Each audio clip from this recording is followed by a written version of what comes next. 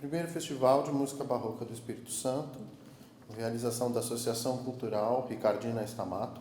Este evento conta com o apoio da Lei Emergencial Aldir Blanc, da Secretaria de Cultura do Espírito Santo e do Ministério do Turismo, através da Secretaria Especial da Cultura, além do Centro Cultural SESI. Bom, eu sou Alfredo Zaini, hoje eu vou falar um pouco sobre os instrumentos de sopro do século XVII e XVIII, mais especificamente sobre a flauta doce e o oboé.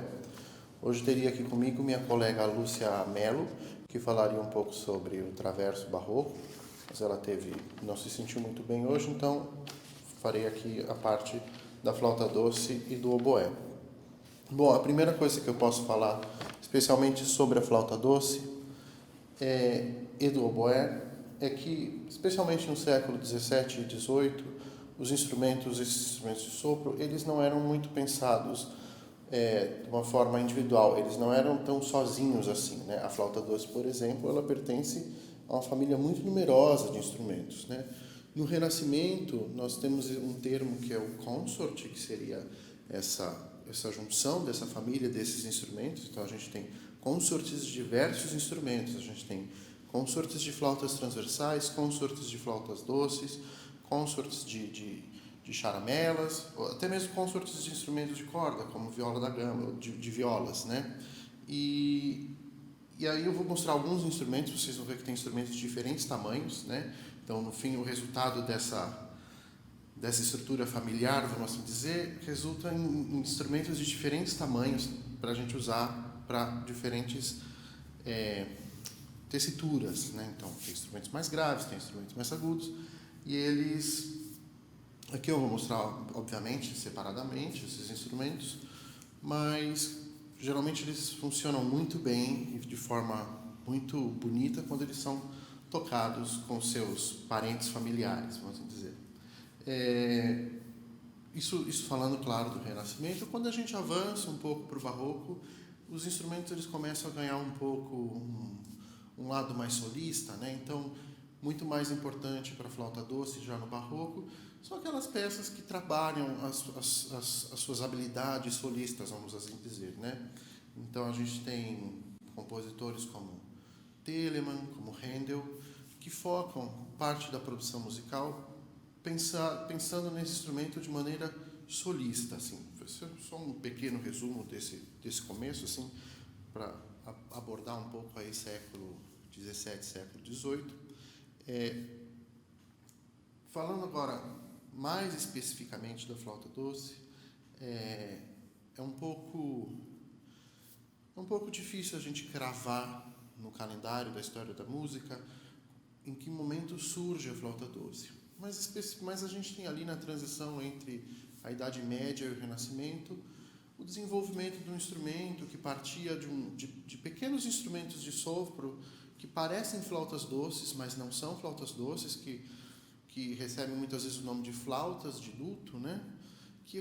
Essas flautas de luto acabam recebendo pequenas modificações, vão ganhando furos, vão aumentando de extensão e acabam se transformando, ou seja, acabam sendo transformadas em flautas doces. Então, as flautas doces elas aparecem ali, mais ou menos nesse período.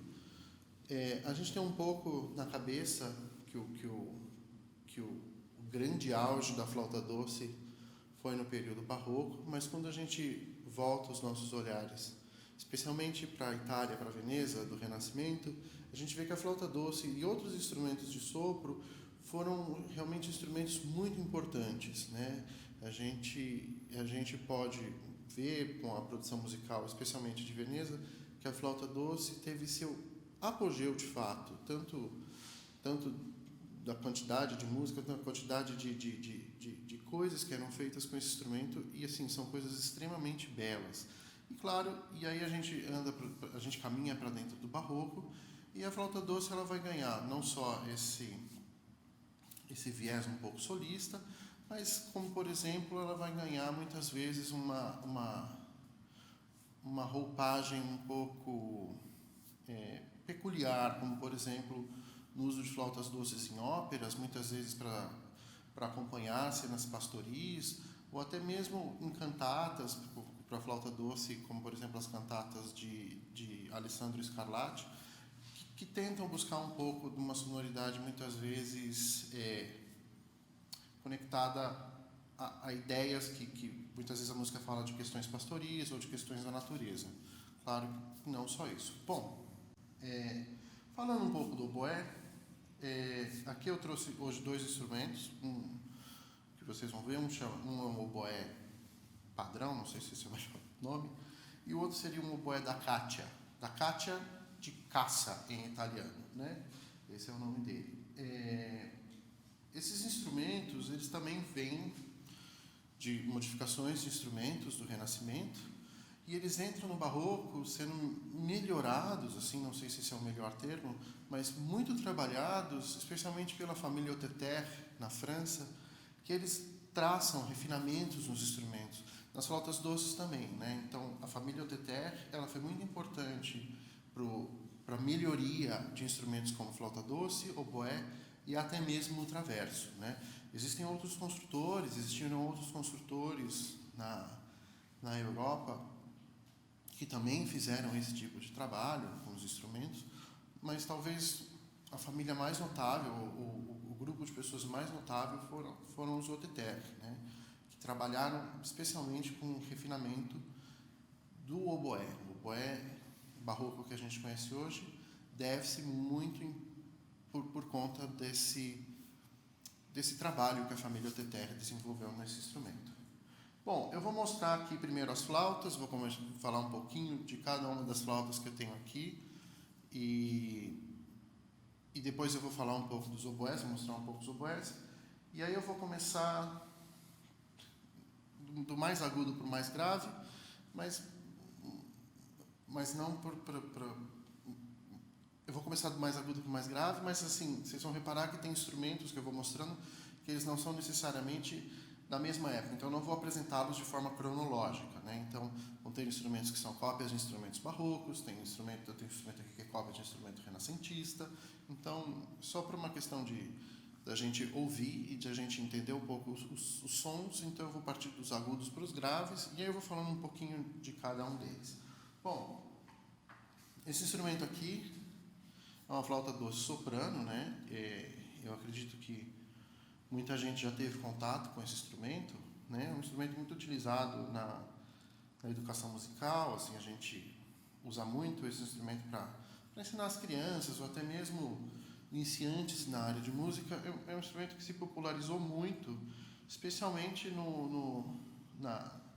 na Alemanha, e isso acabou sendo espalhado pelo mundo por razões muito simples, né? Assim, é um instrumento muito barato de construir, é um instrumento muito fácil de construir e ao mesmo tempo é um instrumento muito fácil de manter, né? Então, diferente de alguns instrumentos que têm suas peculiaridades, suas delicadezas, a flauta doce é um instrumento muito fácil de manter.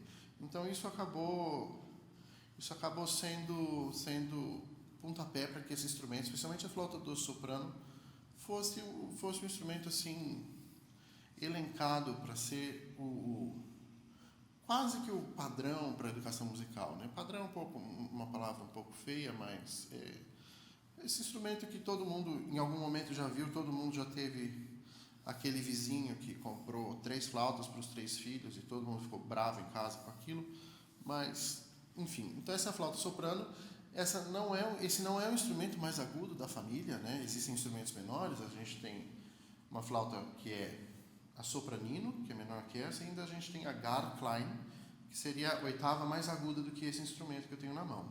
É um pouco difícil eu falar assim, as flautas doces são instrumentos que ou são em dó ou são instrumentos em fá, por exemplo. A nota mais grave desse instrumento é um dó. A flauta mais grave do contralto, que eu vou mostrar daqui a pouco, a nota mais grave é uma nota fá. Porém, existem flautas doces, especialmente do período renascentista, que tinham a nota mais grave em sol, que tinham uma nota mais grave em ré, por exemplo, né? Então, especialmente durante o período barroco, acabou se criando essa diminuição de quantidade de possibilidades, vamos assim dizer, muitas vezes para facilitar um pouco o uso dos instrumentos, né? Então isso acabou sendo trazido para para a gente até hoje. Então, é muito comum a gente ver quartetos de flautas doces que tocam instrumentos em Fá e em Dó, né? Então, mas a família da flauta doce era uma família que tinha diferentes instrumentos de diferentes alturas, né, de diferentes afinações, vamos assim dizer. Então, a gente tem aqui a soprano, que eu estava falando, essa é uma soprano em Dó.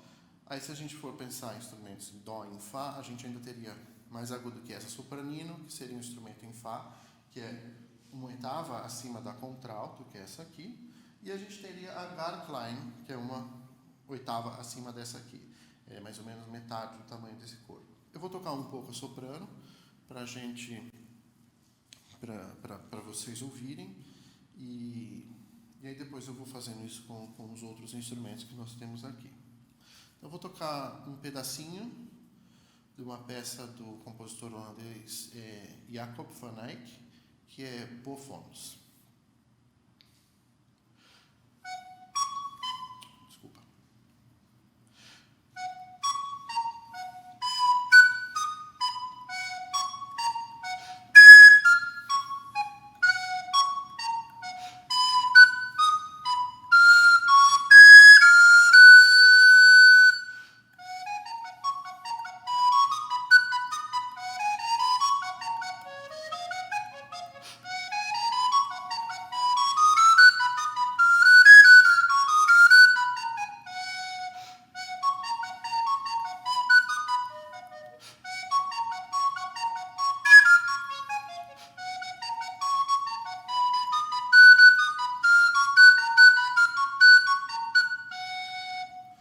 Esse instrumento que eu toquei agora é uma flauta doce soprano. Seguindo aqui, e só para a gente entender, esses instrumentos que tem esse corpo desenhadinho assim, que tem esse tipo de construção, são os instrumentos que a gente chama de instrumentos barrocos. Vocês vão ver que eu tenho aqui, que eu vou mostrar depois para vocês, esses instrumentos que são geralmente de construção reta, assim, mais lisa, esses são os instrumentos da família das flautas doces renascentistas. Mas só para a gente ver rapidamente a diferença aqui do que eu estou falando, então eu toquei uma flauta doce soprano, que é uma cópia de um modelo barroco que está em algum museu na Europa. Eu não sei exatamente dizer qual que é esse instrumento. O próximo instrumento que eu vou mostrar, essa sim é uma flauta contralto, né? A flauta contralto é um instrumento em Fá, então a flauta soprano é um instrumento em Dó, a flauta doce contralto é um instrumento em Fá. E esse foi um instrumento que acabou se tornando o preferido, especialmente no barroco. Então, as sonatas, a grande maioria das sonatas é composta para esse instrumento. Quando você tem flauta doce tocando concertos, muitas vezes são esses instrumentos. Por exemplo, a gente tem os concertos de Brandemburgo do Bach, que tem um concerto para uma flauta doce, oboé e violino solista, flauta doce, oboé, violino e trompete, que é com esse instrumento aqui, e tem aquele famoso que é para duas flautas doces, são sempre, geralmente, para esse instrumento, que é o né, que tem essa melodia, né? Então, esse instrumento acabou se tornando o instrumento aí favorito do período barroco, vamos assim dizer. Ele em Fá, ele é um pouco mais grave do que a flauta soprano que eu toquei, e vocês vão reparar que quando a gente vai indo do agudo para o mais grave nas flautas doces, a gente vai aos poucos, obviamente, perdendo um pouco do brilho do som, né? Então, quanto mais agudo, geralmente mais brilhante. Mas, ao mesmo tempo, a gente vai ganhando em ressonância sonora do instrumento. Quanto mais grave o instrumento, mais ele ressoa. Então, por exemplo, quando a gente vai... Eu sei que é um pouco difícil assistir ao vivo um consort de flautas doces tocando, mas a gente tem em São Paulo, às vezes, a possibilidade, com o pessoal lá da USP, né, de fazer esses concerts. Muitas vezes a gente tem instrumentos que são extremamente graves dentro do grupo. Aí você toca ele lá sozinho, você fala assim, mas sai pouco som. Mas a importância dele muitas vezes não está no ataque, na precisão da nota, mas está na ressonância, porque aquela ressonância daquele instrumento acaba ajudando todo o grupo, né? Então, quanto mais grave a flauta doce, mais ressonância a gente tem no instrumento, e E é isso que vai dando essa diferença do som, claro, além da altura. Então, essa é uma flauta contralto, eu vou tocar um pedacinho aqui, deixa eu pegar aqui, só um pouquinho. É uma peça famosa até, que é o Greensleeves to a Ground, que está num livro publicado no século XVIII na Inglaterra por um publicador londrino chamado Walsh. Me deu um branco agora no primeiro nome dele. Walsh é responsável por uma grande quantidade de publicações de repertório para flauta doce. Ele é responsável, por exemplo, pelas transcrições das sonatas de Corelli para flauta doce.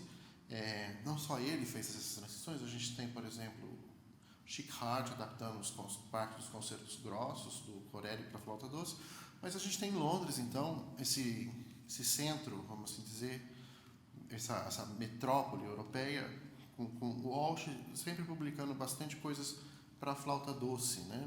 Então, essa peça Greensleeves, que eu vou tocar aqui, um pedacinho também, está nesse livro que chama The Division Flute. Então, só aqui.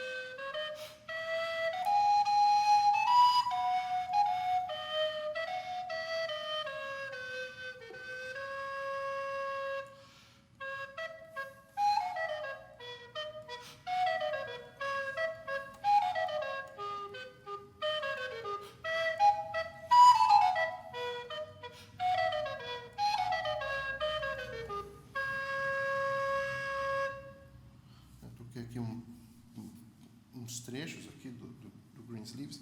A gente pode reparar que, comparado à flauta soprano, ela já tem um timbre obviamente mais grave, por ser um instrumento maior, mas também já vai ganhando em ressonância, né? E aqui o instrumento mais grave que eu tenho das flautas doces por... eu pulei. Não, pulei não, estou fazendo certo, eu estou bagunçado. Primeiro eu vou fazer por ordem de tamanho, mas eu vou mostrar primeiro as flautas barrocas para a gente ouvir o som delas, né? Então, essa aqui é uma flauta doce tenor, né? Ela é a oitava da flauta soprano, né? Então, a tenor é a oitava abaixo da flauta soprano. E a flauta doce tenor, ela equivale em tessitura ao oboé, especialmente ao oboé barroco, né? Então, eles têm, a primeira nota é o dó, o instrumento todo fechado é uma nota dó. A flauta doce ainda consegue ter um pouco mais de tessitura do que o oboé, mas eles são praticamente muito similares, assim, né? Por conta de começarem na mesma nota. E especialmente o oboé barroco vai ter, inclusive, dedilhados muito parecidos ao da flauta doce. Eu vou falar isso um pouco mais para frente. E assim como a soprano é um instrumento em dó, eu não tenho aqui para mostrar, mas depois desse a gente ainda teria uma flauta baixo, uma flauta, tem gente que chama de basseto, né, que seria a oitava abaixo desse aqui. Aí a gente teria uma baixa em dó, que seria a oitava abaixo desse aqui, e a gente pode ter uma grande baixa, uma contrabaixa em fá, que aí seriam 2 oitavas abaixo desse aqui, né? Então, a família da flauta doce talvez seja uma das famílias de instrumento mais numerosas. Então, é muito comum uma pessoa que toca a flauta doce ter vários instrumentos, né? Então, geralmente, quando vai fazer concerto de flauta doce, o pessoal monta aquele monte de instrumento para tocar, mas é porque a família é muito grande, né? Então, a gente acaba precisando de muitos instrumentos, e diferente de alguns outros instrumentos, a flauta doce não é um instrumento que tem uma tessitura enorme, né? Então, muitas vezes a gente precisa de mais de uma flauta para tocar coisas. Geralmente, se a gente for, que eu quero dizer, se a gente for tocar, por exemplo, uma coisa que vai do muito grave até o muito agudo, a gente precisaria trocar de flautas no meio do caminho. A gente não costuma fazer isso, isso não é usual. Mas, por exemplo, como um clarinete que tem uma extensão muito grande, né, consegue tocar muitas coisas, a flauta doce não tem essa extensão, né? Então, por isso também que a gente acaba tendo outros instrumentos de outras extensões. Então, eu estava falando, essa aqui é uma flauta doce tenor. Então, esses três instrumentos que eu mostrei primeiro aqui, então, são os instrumentos da família dos instrumentos barrocos, né? Vou tocar agora aqui na tenor.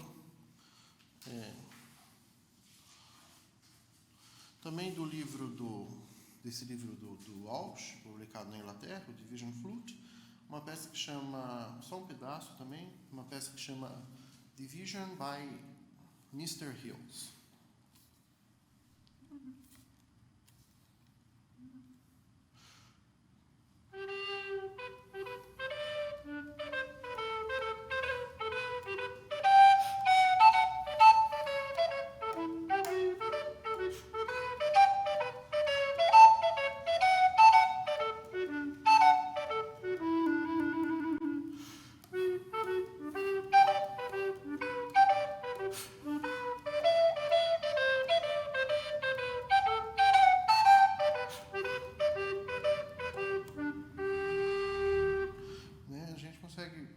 Ouvir que essas notas graves da flauta tenor tem bastante ressonância, né? Que é diferente, por exemplo, da flauta soprano. Ela é mais muda. E mesmo se eu tocar a mesma oitava, a mesma altura nos instrumentos, por exemplo, eu vou tocar as mesmas notas desse instrumento, depois eu vou tocar na contralto, vocês vão ver que a contralto consegue ter mais som, né?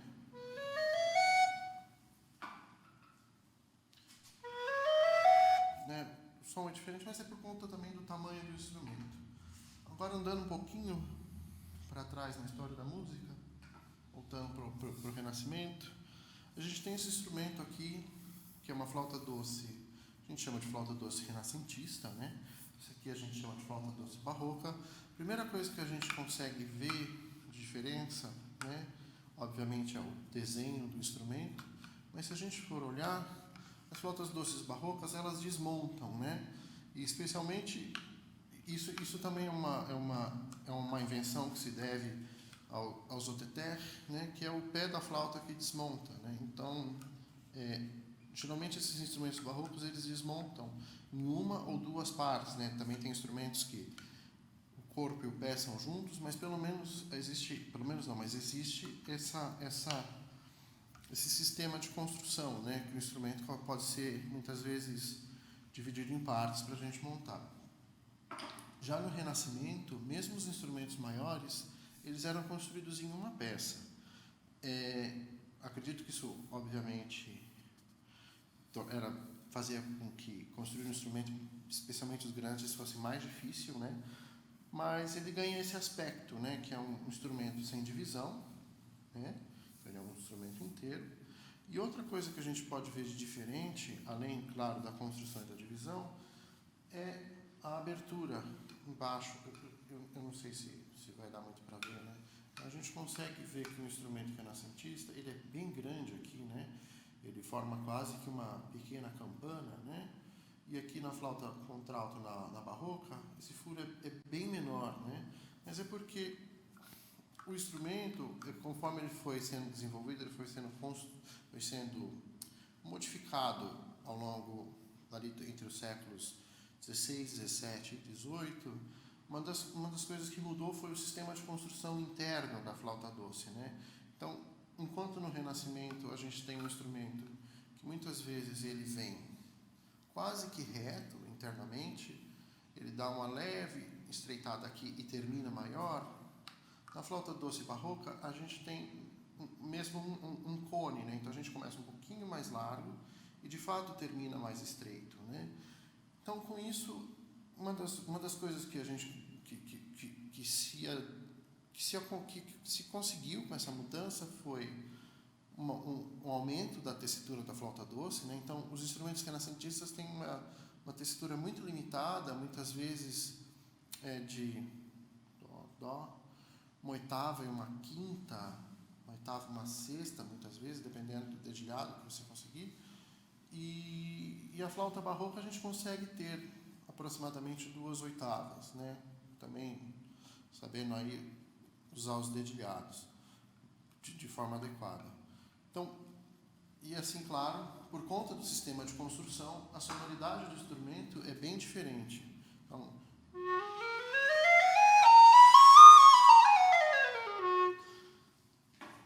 e aí na flauta barroca. Então, a flauta renascentista ela vai até o Mi, né? Mais ou menos.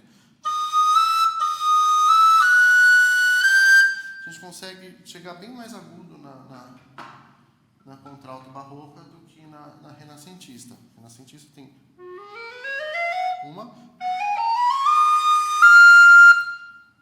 Dá uma oitava e uma sétima, mais ou menos.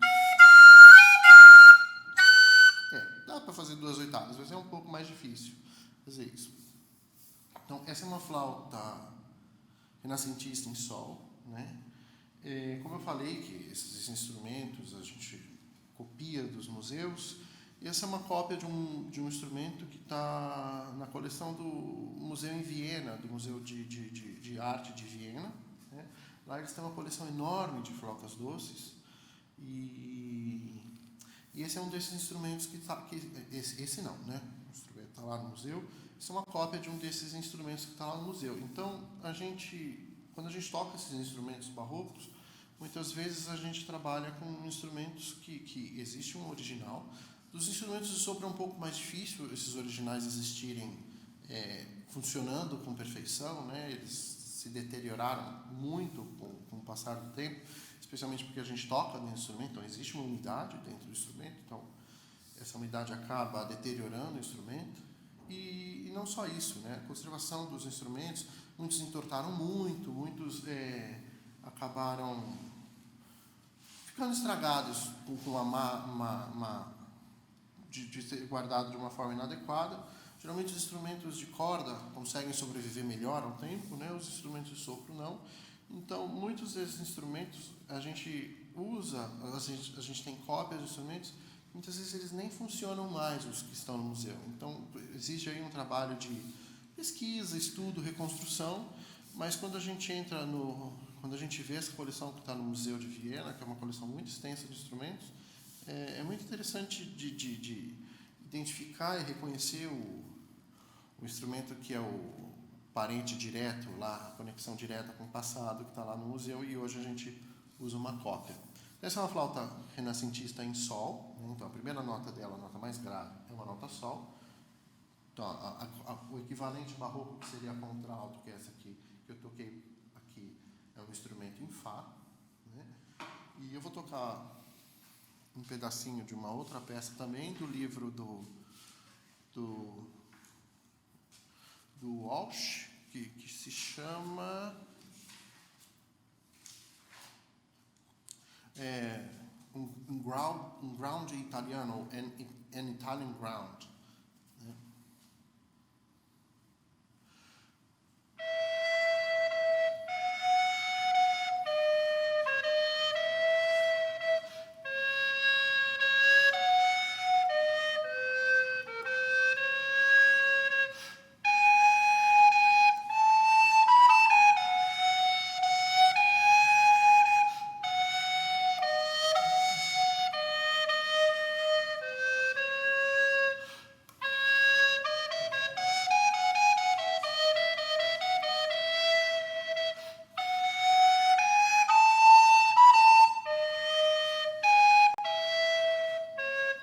Então, a gente pode ver que esse instrumento tem um som muito diferente por exemplo, das flautas barrocas, né? É um som muito mais presente, muito mais brilhante, e com uma presença muito diferente. Ele fala mais alto vamos assim dizer, sem necessariamente a gente precisar soprar mais nele. A outra coisa que eu esqueci de falar, se a gente for olhar, será uma coisa muito comum desses instrumentos antigos, é a furação inteira, né? Então a gente não tem meios furos. Deixa eu pegar um instrumento que dá para ver melhor. Esse aqui, tá vendo que a gente tem alguns instrumentos que tem esses meios furos. Mesmo no barroco, muitas dessas flautas barrocas, eles possuíam furação inteira, né? A gente, vamos assim dizer, o furo inteiro, sem a divisão. Alguns instrumentos começaram a ganhar divisão inicialmente no dedo, no furo que a gente fecha o último furo aqui da flauta, e depois nesse aqui. Mas é muito comum esses instrumentos que estão no museu, mesmo os barrocos, terem os furos inteiros. Assim, de cabeça, um museu que eu sei que é fácil de ver os instrumentos, que a gente vê esses instrumentos lá com os furos inteiros, é a coleção virtual da Cidade da Música em Paris, né, que você consegue acessar lá. Então, tá tudo, parece um Google Street View, que você vai passeando pelo museu, e aí você consegue chegar na seção das flautas e você vê lá em pé as flautas barrocas lá colocadas, e elas têm furos inteiros, né? Tem um site também que chama MIMO, que é Music Instruments Museum Online, alguma coisa assim, que aí você pesquisa por flautas e você tem lá as flautas fotografadas, dá para ver muitos instrumentos antigos. O próprio site do Museu Real da Holanda, o Rijksmuseum, tem algumas fotos de instrumentos, e talvez a coisa mais legal que tenha nesse museu da Holanda é que as fotos são em altíssima definição, então você consegue dar um zoom, ver detalhes dos instrumentos. Isso é bem legal para ver esses detalhes. E aqui a última flauta doce que eu trouxe, esse instrumento aqui, que vamos dizer que ele tem uma cara renascentista, mas ele é um instrumento de inspiração renascentista, que foi desenvolvido aí, se eu não me engano, entre os anos 1960 e 1970, né, pelo Morgan, Daniel, faz joinha para eu ver. Obrigado. Pelo Morgan, e ele tem uma cara bem renascentista, né? Então a gente consegue ver que ele parece bastante o instrumento renascentista, mas ele é um instrumento que esse construtor ele desenvolveu para ter algumas características, como, por exemplo, esse som do instrumento renascentista, algumas facilidades de dedilhado que os instrumentos renascentistas não têm. Os instrumentos renascentistas, eles têm um pouco mais, os dedilhados muitas vezes são um pouco mais difíceis, e ele desenvolveu essa flauta que, segundo ele, seria uma flauta que a gente chama de flauta Ganassi, né? É um pouco, muitas pessoas às vezes olham esse instrumento e enxergam nele um instrumento, isso é uma flauta doce renascentista. Na verdade, isso é uma flauta doce, e não existe um original em museu para a gente ir lá olhar e copiar. Esse instrumento não foi copiado de um que está no museu, ele foi desenvolvido, assim como inúmeras outras flautas doces foram desenvolvidas aí ao longo, especialmente dos últimos 80 anos, né? Então você tem na Alemanha os construtores ou as fábricas, como por exemplo a Mollenhauer, que desenvolvem instrumentos musicais, que desenvolvem flautas doces com características específicas ou com características especiais, como por exemplo a linha de flautas modernas da Mollenhauer, que tem chaves para você fazer notas mais piano, ou tem chaves para fazer dedilhados e trinados de forma mais fácil, ou como por exemplo as flautas desenvolvidas pela construtora holandesa, que é Adriana Breukink, que são as flautas Eagle, que são flautas que são para ter um som muito mais forte, muito mais presente do que os instrumentos barrocos, né? Ou até mesmo os renascentistas. Então, novos instrumentos, vamos assim dizer, vêm sendo desenvolvidos, novas flautas doces, novos modelos de flautas doces, que não existem em museu, né? Vamos assim dizer, vêm sendo sim, desenvolvidos ao longo dos últimos anos, né? Além, claro, de intervenções com o computador, mas isso é papo para um outro dia. Então, eu vou tocar um pouco dessa flauta, que é uma flauta Ganassi, a gente chama de flauta Ganassi, mas que não existe no museu, né? Então é um trabalho, uma criação de um construtor. E aí eu vou tocar outra peça do Walsh, do livro do Walsh, que é A Division on a Ground.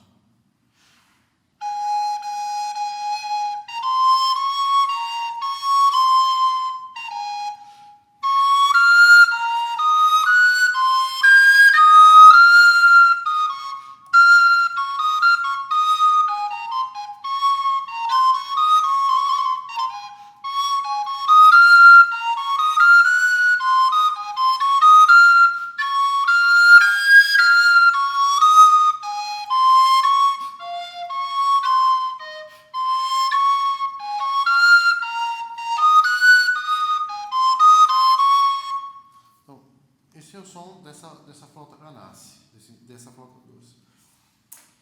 Agora, mudando um pouco de instrumento, eu estava falando até então de um instrumento que a gente sopra diretamente nele e ele funciona, ele responde.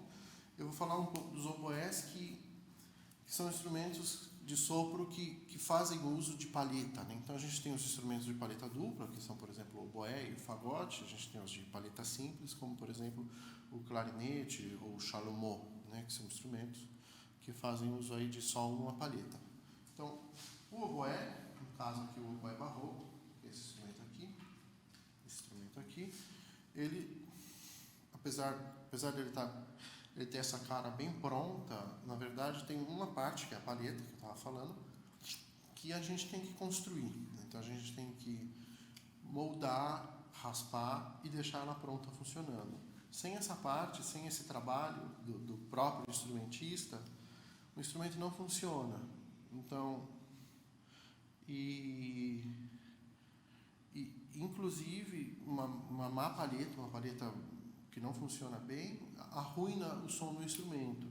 Então, às vezes você pode ter um instrumento mais caro, melhor feito, que você pode comprar, mas com uma má palheta, com uma palheta mal feita, o instrumento acaba não funcionando direito. Então, existe uma necessidade de quem toca o oboé de saber fazer essa parte do instrumento. Então, o oboé, diferente da flauta doce, exige um pouco de trabalho manual, vamos assim dizer, né? Então, todo mundo que toca oboé tem uma bolsinha meio que de bricolagem, que tem uma faca, um apoio para você pôr a palheta, uma régua e várias outras pequenas ferramentas, né? Porque é uma parte do instrumento muito, muito delicada e que exige um pouco de trabalho e tempo para ser desenvolvido. Bom, esse instrumento que eu tenho aqui, que é o oboé, a gente fala que é o oboé barroco, né? Ele é um instrumento em dó, como eu falei, que é uma tessitura aqui bem parecida com a da tenor, com a flauta doce tenor. E esse foi um instrumento que se tornou o favorito aí, especialmente na música francesa, né? Então esse instrumento em dó. Claro, a gente tinha outros instrumentos, outros oboés de tamanhos diferentes. Eu trouxe um aqui para a gente ver. Só que o instrumento que, assim como a flauta doce contralto foi um instrumento favorito no barroco, assim, dentre os outros da família da flauta doce, o oboé em dó, vamos assim dizer, foi o que acabou sendo mais utilizado. Então, nas cantatas, nas sonatas, nos concertos de Brandenburgo, do Bach, por exemplo, é esse instrumento. Os outros instrumentos, especialmente os mais graves, eles eram utilizados não necessariamente em situações especiais, mas em instrumentações muito especiais, em escolhas muito especiais dos compositores, né, especialmente na Alemanha.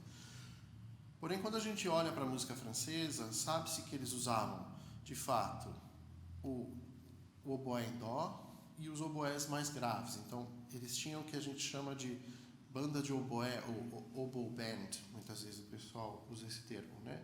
Então, que eram instrumentos que a gente toca, geralmente se usa um instrumento em dó, um instrumento um pouco mais grave, que é o em si bemol, e um instrumento em fá, e muitas vezes com baixo sendo tocado por um fagote, né? Então, vou tocar um pouquinho desse instrumento, eu vou tocar, deixa eu só trocar o livro aqui.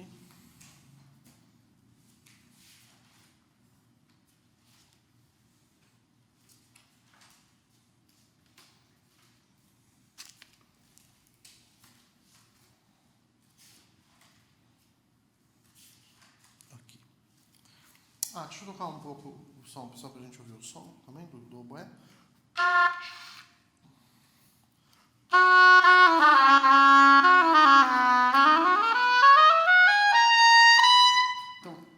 Esse é o timbre do oboé, né?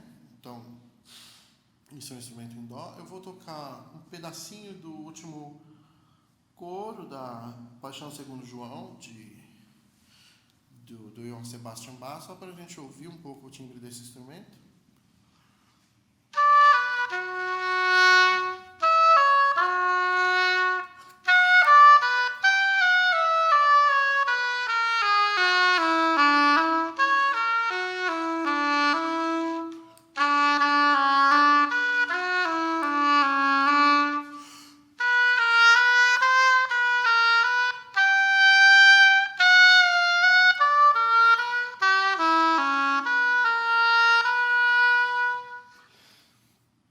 O oboé tem esse timbre muito mais anasalado do que a flauta doce, mas ao mesmo tempo é um timbre muito penetrante, porque quando a gente toca, mesmo com grupos, é muito nítido o som do oboé. E para falar essa coisa dos instrumentos que estão no museu, esses sites que eu falei anteriormente também tem imagens de oboés, né? Tem imagens, não, tem as fotos, né, dos instrumentos lá, de fato. E esse instrumento aqui, maior, é o oboé da Caccia, né? Caccia, como disse, de caça em italiano, C-A-C-C-I-A, Caccia. Muitas vezes aparece nas partituras como corno da Caccia, mas ele é um oboé, né? Um oboé em Fá. Ele tem aproximadamente uma mesma tessitura, uma tessitura parecida, né, com uma flauta embaixo em Fá, então a nota mais grave do ele todo fechado é um Fá, né? E assim como o oboé mais agudo, ele também depende de uma palheta. E aí, quanto maior o instrumento, tem que ser sempre um pouquinho maior a palheta, né? Só fazer um agradecimento à professora Natália Chaim, de São Paulo, que foi quem me emprestou esse oboé. Segundo ela, é o terceiro filho dela. Então, muito obrigado, Natália. Foi muita generosidade me emprestar um instrumento desse. Bom, falando aqui do oboé da Caccia, né? Ele é mais grave, ele é um instrumento em Fá.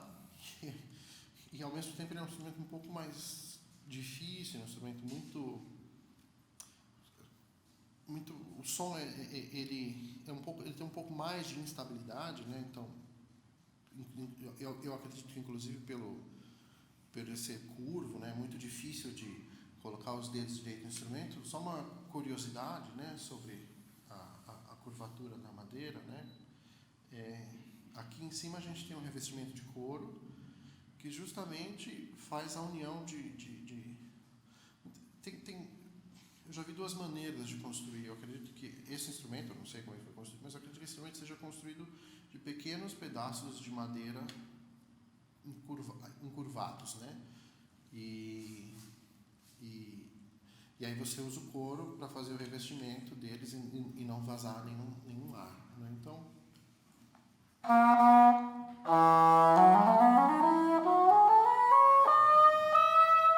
esse é o som desse instrumento. Eu vou tocar também da mesma paixão, da Paixão Segundo João, né?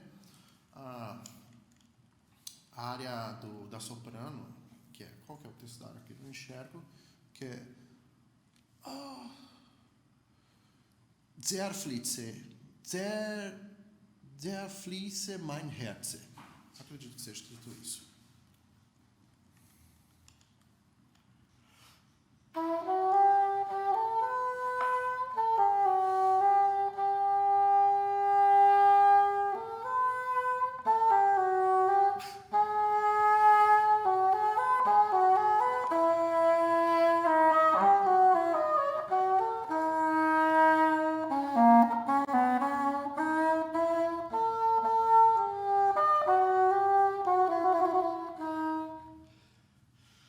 esses apitos do instrumento é muito delicado. A sala tem ar-condicionado, isso acaba afetando muito o instrumento. Esses instrumentos barrocos, eles geralmente não gostam de vento frio, eles preferem quando está mais quentinho, não pode ser muito quente também, né? Isso aí fica tudo um pouco alto demais, né? E só para finalizar a minha fala, né? Tão importante quanto... Deixa eu só colocar o instrumento aqui, vamos fazer arte. Tão importante quanto conhecer os instrumentos, tocar esses instrumentos, a gente precisa conhecer também o que se escreve sobre esses instrumentos, o que as pessoas escrevem, o que as pessoas pesquisam sobre esses instrumentos, né? Hoje é muito fácil e é muito rápido a gente acessar informações e a gente ler coisas que as outras pessoas estão escrevendo, especialmente em português, né?